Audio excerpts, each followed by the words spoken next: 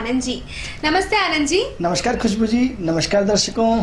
जैसा कि दर्शकों हम आपको बता रहे थे 3 दिनों से उच्च शिक्षा के बारे में, लेकिन समय की कमी होने के कारण हम आपको उसके बारे में पूरी तरीके से नहीं बता पाए थे।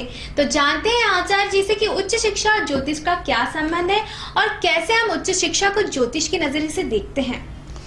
देखिए खुशबू जी, सबसे पहले हम 3 दिन से लगातार इस विषय को लेकर जा रहे हैं और 3 दिन से लगातार इस विषय पर हम चर्चा को जारी रखे हुए हैं। कारण इसका कि हम उच्च शिक्षा को विगत 2 मिनट में समझ सकते हैं। अब जैसे आप मूल तत्व की यदि बात करें तो क्या है कि उच्च शिक्षा के अलग अलग विषय हैं। अब सवाल ये हो रहा है कि सिर्फ हम आज सूर्य को पकड़ के बात करते हैं, तो अब सूर्य किस किस का कारक है? सूर्य सरकार का कारक है। तो क्या होगा? ऐसा आदमी सरकार को चलाएगा। अब सरकार को कौन चलाएगा? जिसका सूर्य मजबूत होगा। अब सूर्य सरकार को चलाना, तो अब ये इसमें 2 तथ्य हैं।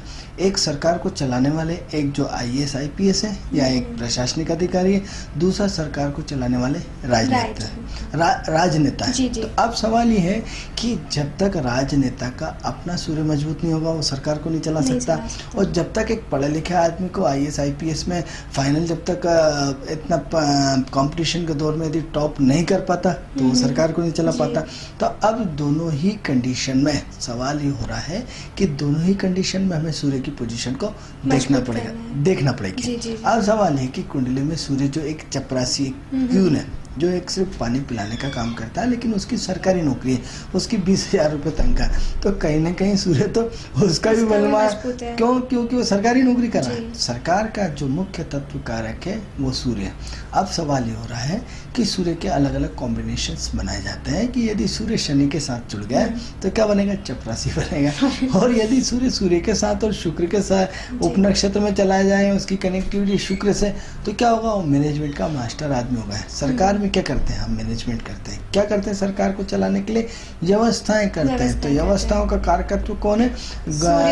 शुक्र, सूर्य और शुक्र। अब सवाल ये हो रहा है कि जिसका सूर्य और शुक्र मजबूत होगा वो एक अच्छा प्रशासनिक अधिकारी होगा।